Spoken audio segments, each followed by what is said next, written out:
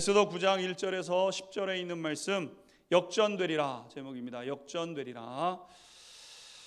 하나님을 믿는 백성들은 세상을 살면서 세상의 미움을 많이 받습니다. 좀 대충 좀 타협도 좀 하고, 무슨 일이 있으면 눈도 한번 그냥 감아주고, 때로는 뒤에서 같이 좀 욕도 좀 하면서, 그러면서 살면은 좋겠는데, 하나님의 백성들은 그렇게 살지 않죠. 하나님의 백성들은 하나님 앞에서 코람되어 우리가 살아가고 있기 때문에 뭐 대충 이렇게 사는 법이 없습니다. 그냥 대충 눈치 그렇게 넘겨서 살지 않습니다. 하나님이 불꽃 같은 눈동자로 보고 계시기 때문에 무슨 일을 하든지 최선을 다해서 온 힘을 다해서 하나님을 섬길 때도 온 마음을 다해서 섬기고 온 뜻을 다해서 하나님을 섬기는 주의 백성들 아니겠습니까? 그런데 믿음의 백성들은 그런 삶을 싫어하죠. 왜 저렇게 고지식하게 살아가는가 싶기도 하고, 자기들만 거룩한 척하면서 살아간다고 그렇게 비난하고 미워하는 것이죠. 모르드게도 하만에게 그래서 미움받았던 것 아니겠습니까? 다른 사람들 다 나한테 절하라, 권세를 사용해 가지고 다 다른 사람들 나한테 절하라 이렇게 했는데, 이 모르드게는 절을 하지 않았습니다. 실제로 내가 섬기는 것은 하나님이 세우신 왕을 섬기는 것이지, 하나님이 세우셨으니까 하나님을 섬기는 건데, 왕 대신 자기를 섬기라고 하는 그 지시를 받고는 그럴 수 없다.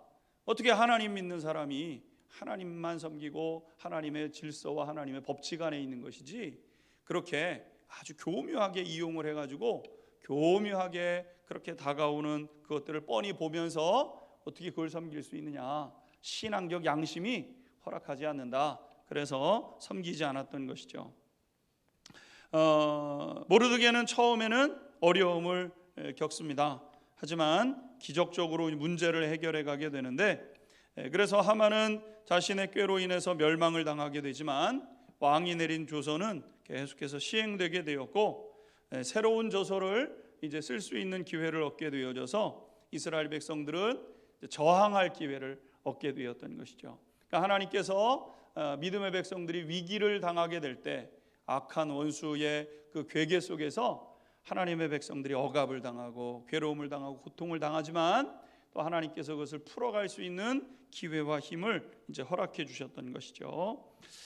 그리고 드디어 아달월 13일, 그러니까 우리 그 태양력으로 하면 이제 12월 13일, 이제 그달이 이제 아달월 13일인데, 아달월 13일 이제 드디어 결전의 날이 이제 다가오게 되었다, 이렇게 이제 말씀하고 있습니다.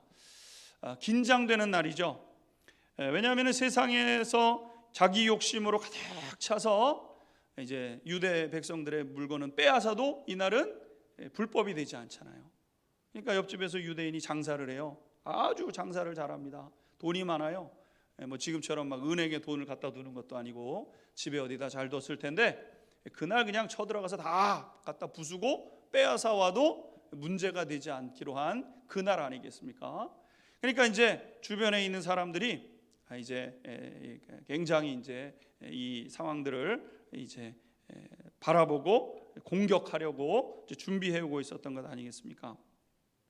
12월 13일 이날은 이제 아침 해가 밝자마자 이제 사람들이 막 들어와서 믿는 사람들을 괴롭혀도 이제 문제가 되질 않습니다. 나라의 보호를 받지 못해요. 경찰의 보호를 받지 못합니다. 이제 그런 때가 되게 된 것이죠.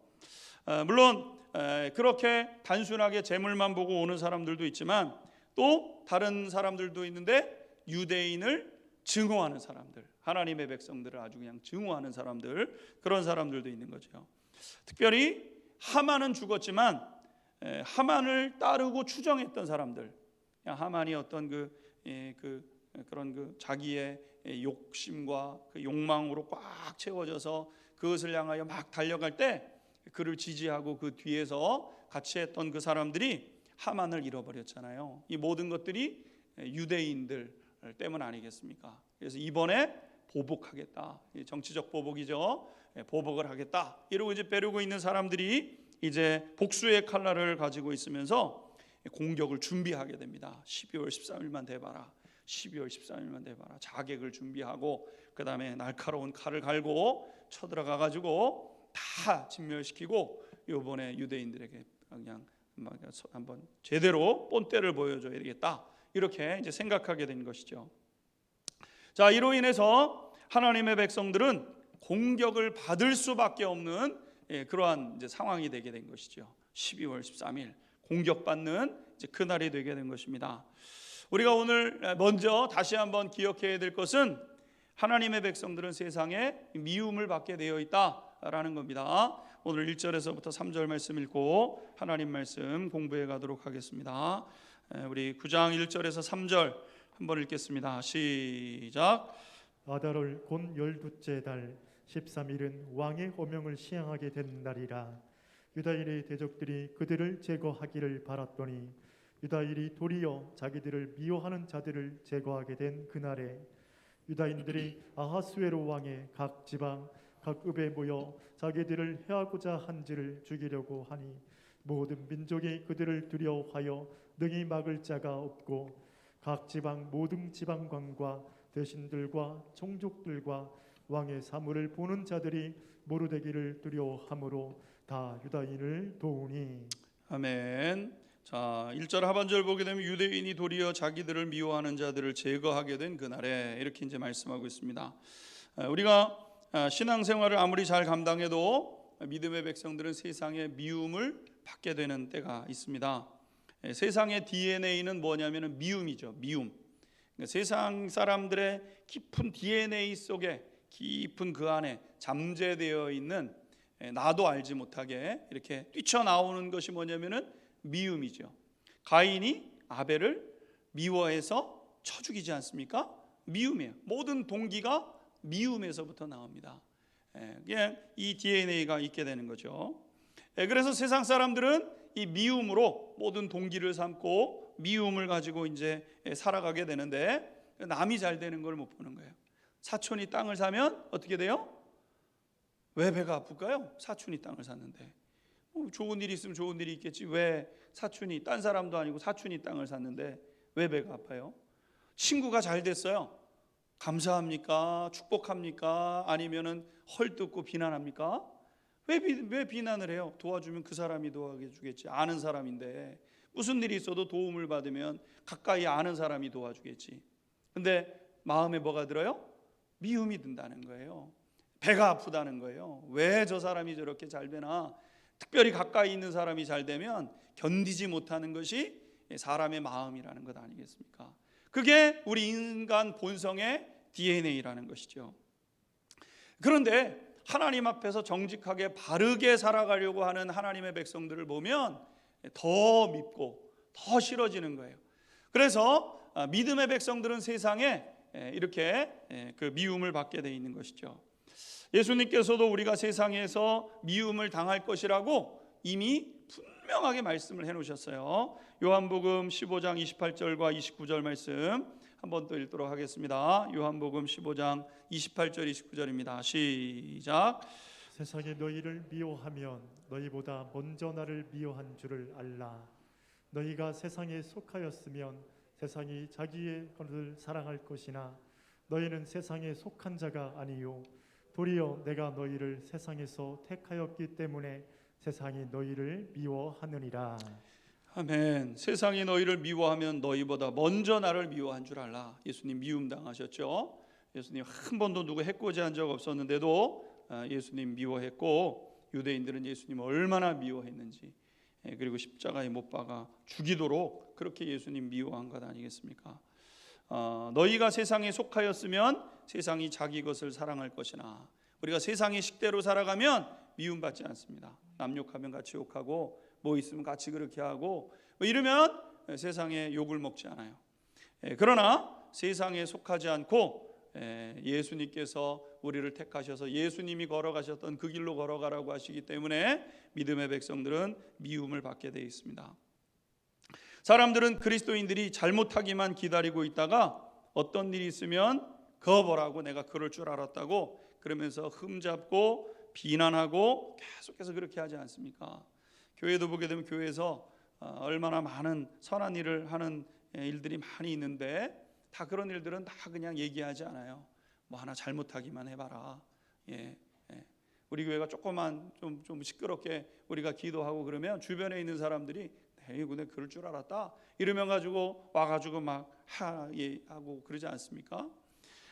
세상 사람들은요 이렇게 뭐 잘못하기만 기다리고 있다가 흠잡고 비난을 하게 되죠. 그래서 예수 믿고 걸어가는 길에는 억울한 일들이 참 많습니다. 억울한 일들이 참 많아요. 이렇게 억울한 일을 당할 때 하나님의 백성들은 가장 먼저 기도해야 됩니다. 아멘. 기도하셔야 돼요. 그리고 그 기도를 멈추시면 안 됩니다. 계속해서 우리의 무기는 기도예요. 기도.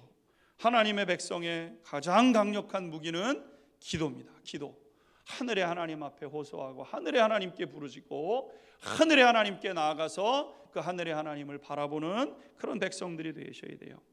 그리고 믿음의 백성들이 그렇게 나올 것을 알기에 경계하고 대적하고 때로는 싸움도 준비해야 된다. 싸움도. 이 싸움이라는 것은 뭐 주먹으로 치고받고 싸우는 것이 아니라 영적인 싸움.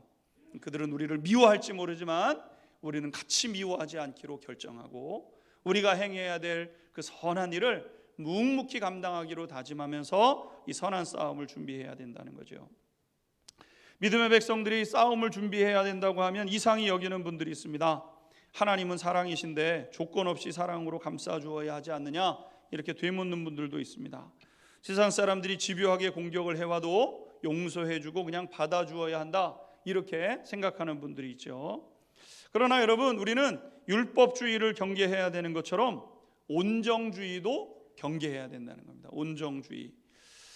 우리는 주님께로부터 사랑의 계명을 받았지만 신앙 공동체를 파괴하려고 하는 행동까지도 용납하고 받아들이게 되면 교회는 이루 말할 수 없는 고통을 겪게 되고 그 존재의 본질을 잃어버리게 되게 되는 것이죠.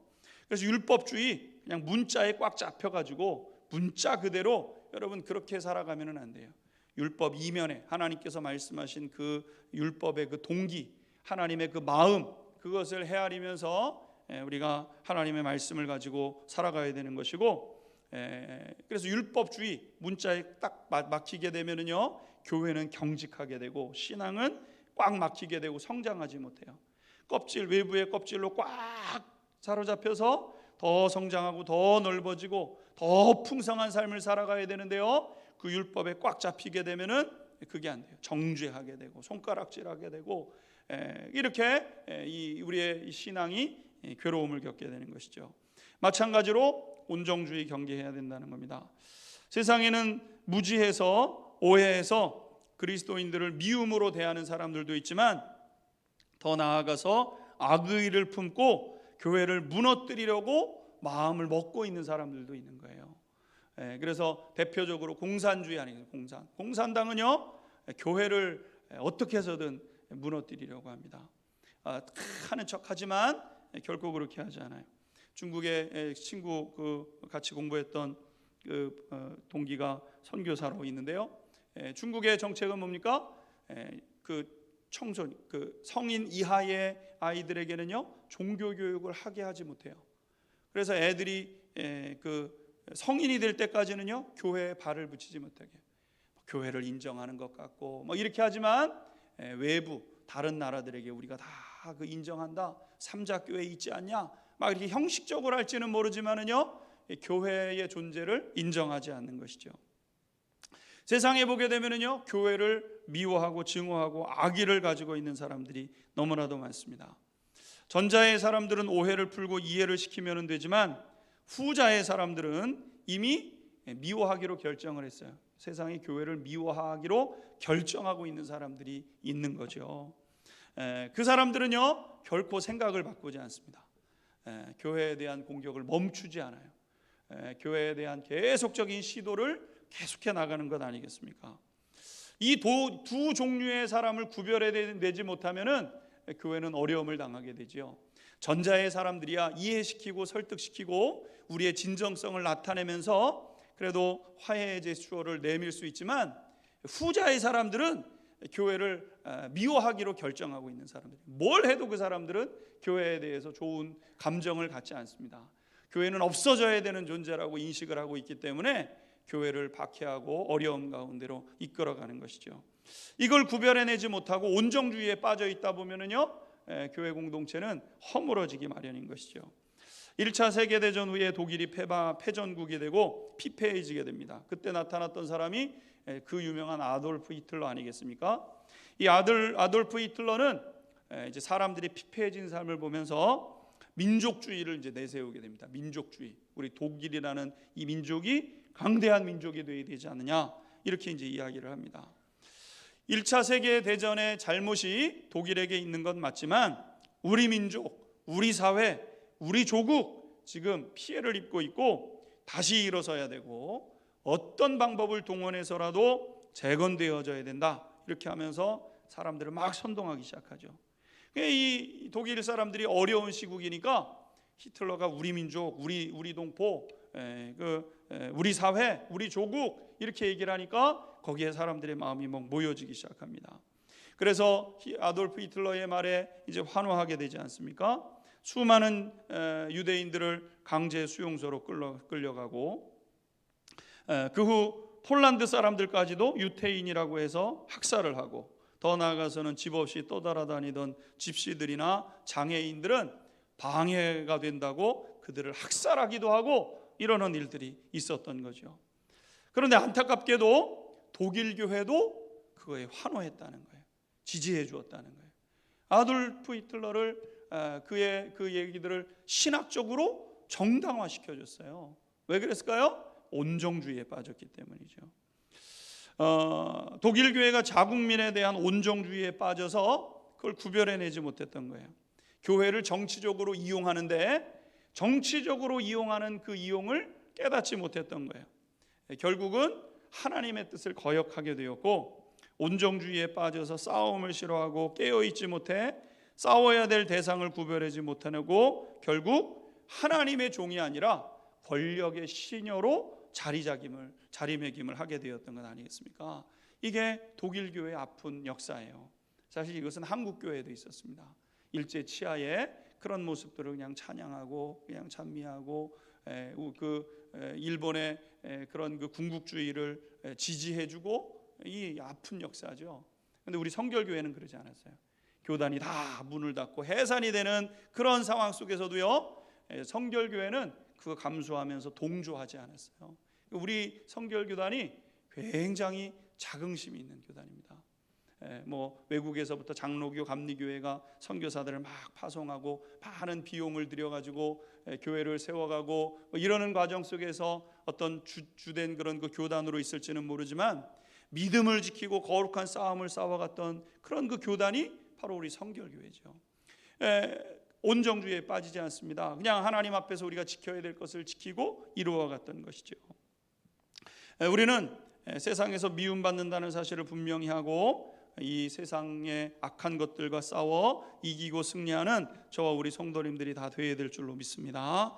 오늘 두 번째 보게 되면 12월 13일 되었을 때 이스라엘 백성들이 증오하는 이들이 집결하기 시작하잖아요. 어떻게 했는가? 하나님의 백성들이 악한 무리와 저항하여 싸움을 싸우게 되었다는 겁니다. 5절과 6절 같이 한번 읽도록 하겠습니다. 5절과 6절 같이 읽겠습니다. 시작. 유다인이 칼로 그 모든 대적들을 쳐서 도륙하고 진멸하고 자기를 미워하는 자에게 마음대로 행하고, 유다인이 또 도성 수산에서 500명을 죽이고 진멸하고. 오늘 본문에 보게 되면 주의해야 될 부분이 있습니다. 5절 보게 되면은 자기를 미워하는 자에게 마음대로 행하고, 이 유대인들이죠. 그 다음에 우리가 읽지 않았지만 2절에도 보게 되면은 자기들을 해하고자 한 자를 죽이려 하니, 이렇게 이제 기록해 놓고 있습니다. 우리는 우리를 멸망으로 이끌어 가려고 하는 악의 세력이 있다는 사실을 깨달았으면 이제 그 세력에 대해서 저항해야 되는데, 오늘 본문에 보게 되면은 악한 세력에 대해서 어떻게 저항하는가? 적극적인 저항이 아니라 굉장히 수동적인 저항인 것을 이제 보게 됩니다. 다시 말해서 우리를 해하고자 하는 이들을 향하여 방어 차원에서의 저항을 하게 되었다는 거죠. 믿음의 백성들에게도 저항권이 있는데 그것을 적극적으로 결코 사용해서는 안 된다. 오히려 적극적이어야 하는 것은 누구를 살리고 보호하는 일에 대한 것이어야 된다는 거죠. 그러니까 선한 일에 적극적이어야 돼요. 저항권이 있다고 해서 저항권을 적극적으로 사용하는 것이 아니라 선한 일에 적극적이어야 된다는 것이죠. 특별히 연약한 사람, 힘없는 사람, 가난한 사람, 장애가 있는 분들, 이런 분들이 우리의 최우선의 관심이고 적극적으로 우리가 돌봐야 될 돌봄의 대상이라는 것이죠. 그러니까 우리가 선을 행하는 일에는 열심히 해야 돼요. 하나님, 우리가 무슨 일 합시다. 이거 선한 일이에요. 열심을 내셔야 돼요. 하나님이 기뻐하시는 일에 열심을 내셔야 됩니다. 한 사람 한 사람이 생명이 소중하기 때문에 생명 존중의 마음으로 우리가 나아가게 되는데, 사회생활할 때도 아랫사람이라고 해서 함부로 대하거나 인격을 모독해서는 안 되는 것이고, 가정에서 힘없는 자녀들이라고 비인격적으로 대해서도 안 됩니다. 다 인격이 있어요. 격이 있습니다. 존중해 줘야 돼요. 아무리 어리더라도 의견을 묻고, 그리고 대화를 나누고 설득을 하고, 이런 과정을 통해서 무엇을 결정해 나가는 그런 일들이 필요로 한 것이죠. 왜 그렇습니까? 하나님께서 하나님의 형상대로 지으신 하나님의 형상이기 때문에. 사람은 하나님의 형상과 하나님의 모양대로 지으셨어요.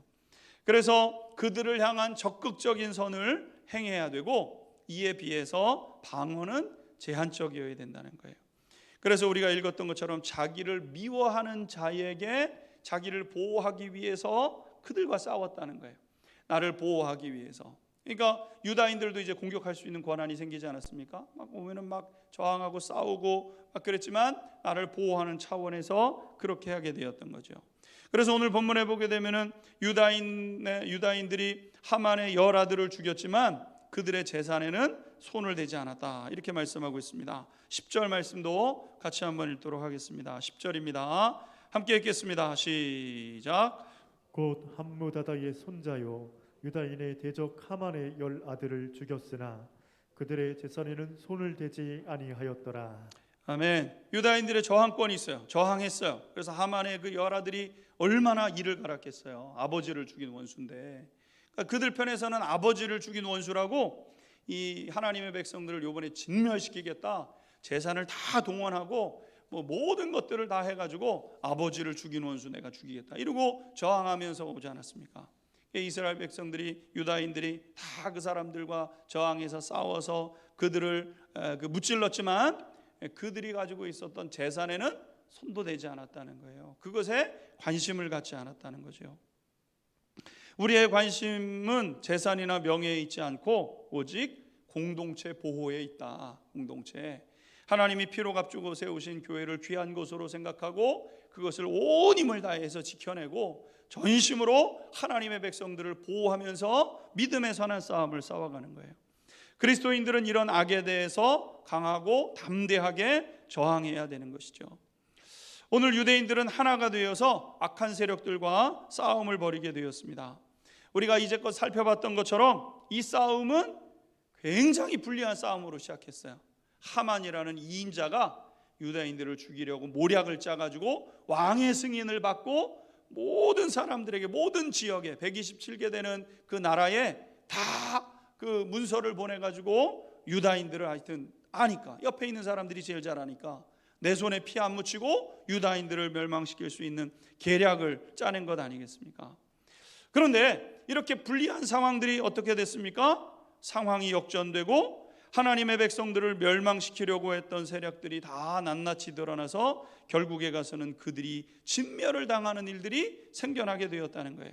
그래서 오늘 우리가 읽었던 10절에도 보게 되면은 하만의 열 아들이 다 죽게 되고, 그 다음에 5절 말씀도 보게 되면 유다인이 칼로 그 모든 대적들을 쳐서 도륙하고 진멸하고 자기를 미워하는 자들에게 마음대로 행하고, 유다인들을 괴롭히고 곤고하게 했던 사람들을 다 드러나게 하셔서 그들을 다 물리치는 그런 역사가 있게 되었던 거죠. 사랑하는 성도 여러분, 우리는 하나님께서 모든 상황을 뒤바꾸셨다는 사실을 발견하게 되죠. 우리 하나님은 역전의 하나님이신 줄로 믿습니다. 할렐루야, 아멘 하세요. 할렐루야. 예, 하나님은 끝에 뒤집으시는 하나님이세요. 끝에 뒤집으시는 하나님. 아무리 권세가 등등한 사람이라 할지라도 한순간에 망하게 하시고, 아무리 어려움 속에 위기 속에 있게 할지라도 극복하고 이겨내게 하시는 분이 우리 하나님이신 줄로 믿습니다. 우리의 하나님, 내 하나님이에요. 그러니까 내가 믿는 하나님은요, 내가 아무리 억눌리고 나 아무리 곤고한 상황 속에 있다 할지라도 하나님이 이 상황을 뒤집어내시고 역전시키시는 하나님이시라는 것을 경험하게 되는 것이죠. 하나님은 승리의 하나님이시고 모든 상황을 뒤집으시는 하나님이신 줄로 믿습니다. 제가 설교를 준비하면서 이렇게 마음에 들어왔던 찬양이 있었습니다.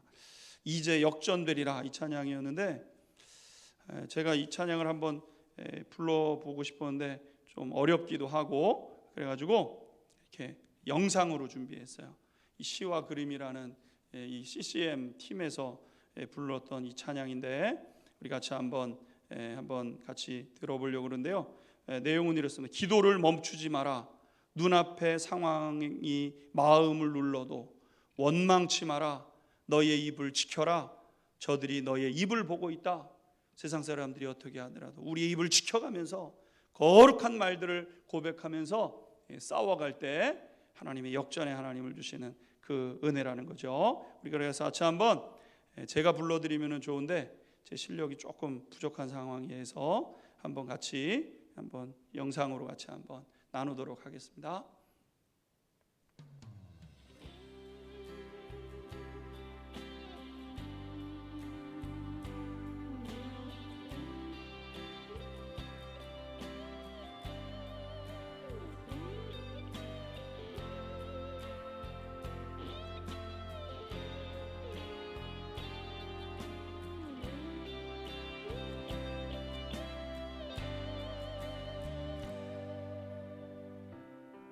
기도를 멈추지 마라. 눈앞의 상황이 마음을 눌러도 원망치 마라. 너의 입을 지켜라. 저들은 너의 입을 보고 있다. 마음을 뺏기지 마라. 내가 널 도우지 않는단 소리에 너의 모든 게 불리해도 너는 기도를 계속해라. 너 기도를 멈추지 마.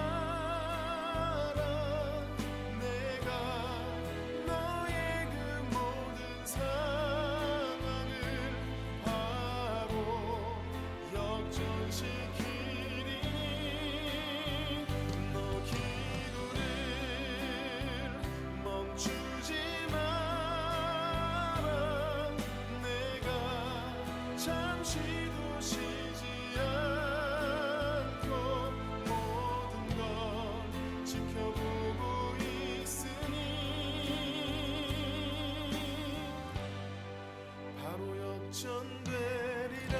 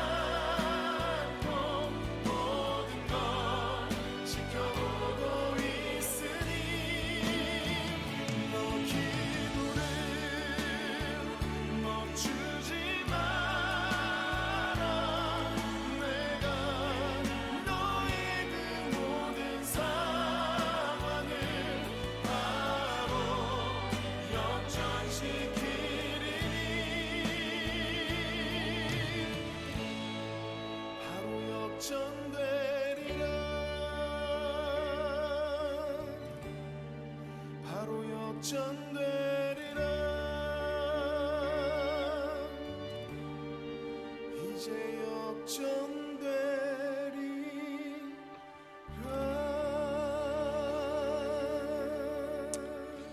사랑하는 성도 여러분, 홍해 앞에 그 거대한 바다를 하나님께서 가르시잖아요. 하나님이 홍해 앞으로 이스라엘 백성들을 인도해 가시고 그 모든 상황이 불리한 것 같고 안 되는 것 같은 그 상황에 하나님께서 홍해를 가르셔서 그 땅을 건너가게 하시는 하나님의 손길을 우리는 기억하지 않습니까? 사자굴 속에서 하나님이 사자의 입을 막으셨어요. 하나님이 위기와 상황을 애초부터 막지 않으시고 그 상황 속에서 하나님의 백성들을 마음에 단련하고 하나님 앞에 기도하고, 다니엘이 어떻게 했습니까? 기도하면 사자굴에 가둔다고 얘기를 해요. 근데 보라고 창문을 열어놓고 하루 3번 하나님 앞에 기도하잖아요. 사자굴에 끌려가잖아요. 하나님께서 그 사자의 입을 닫으시지 않습니까? 여러분, 사도들이 하나님의 복음을 증거하고 부활과 십자가와 부활의 복음을 증거하다가 감옥에 갇히게 되지 않습니까? 야고보가 어제 죽었어요. 이제 오늘 되면 베드로가 죽어요. 근데 하나님께서 그 베드로를 깨우시고 옥문을 여시고 천사를 통해서 그를 끄집어내시는 그 하나님의 손길을 우리가 경험하지 않습니까? 하나님의 말씀에 순종하셔서 무덤에 예수님 갇히셨지만 예수님 다시 살려내시고 완전한 승리를 선포하시는 분이 우리 하나님이시죠. 죽음에서 꽉 닫혀 있는 것 같고 안 된 것 같고 끝난 것 같은 그 상황을 다시 해방시키시고 일으키시는 하나님의 그 손길을 봅니다. 하나님은 모든 상황을 뒤바꾸시는 분이 우리 하나님이신 줄로 믿습니다. 하만의 간계한 증오와 간계한 그 계략으로 멸망과 위기 속에 있었지만 하나님이 택한 백성들을 위해서 일하시고 모든 상황을 뒤바꾸셔서 승리하시고 믿음의 백성들을 보호해 가신 줄로 믿습니다. 오늘 밤 우리는 다시 역전의 하나님을 바라보는 거예요. 상황을 뒤집으시는 그 하나님을 바라보는 오늘 이 밤이 되는 것이죠. 우리는 그 역전의 하나님을 다시 바라보는 거예요. 하나님께서 내 상황 속에서, 우리 교회의 상황 속에서, 그리고 우리 민족교회의 상황 속에서 하나님이 일하실 것을 우리가 바라보는 것이죠. 기도를 멈추면 안 됩니다. 계속해서 사람들이 어떻게 행하든 우리는 우리를 도우실 유일한 하나님 한 분만 바라보며 믿음의 여정을 걸어가야죠. 이 일을 위해서 마음을 강하게 하고 담대하게 하셔야 됩니다. 그럴 때 하나님의 나라가 임하게 되고 하나님의 역사가 쏟아 내려가게 되는 것이죠. 오늘 사랑하는 우리 모든 성도님들의 가정과 일터에서, 그리고 믿음의 공동체인 우리 안양중앙교회에서 하나님의 나라가 세워지고 하나님의 일들이 이루어지고 우리의 상황이 어떠하든지 하나님께서 놀랍게 승리로 이끌어 가시는 그 축복의 주인공들로 저와 우리 모든 성도님들이 설 수 있게 되기를 주님의 이름으로 축원합니다. 우리 같이 이 시간 한번 기도하겠습니다. 우리 시간 기도할 때 하나님, 역전의 은혜를 주시는 하나님의 그 손길을 바라보게 됩니다.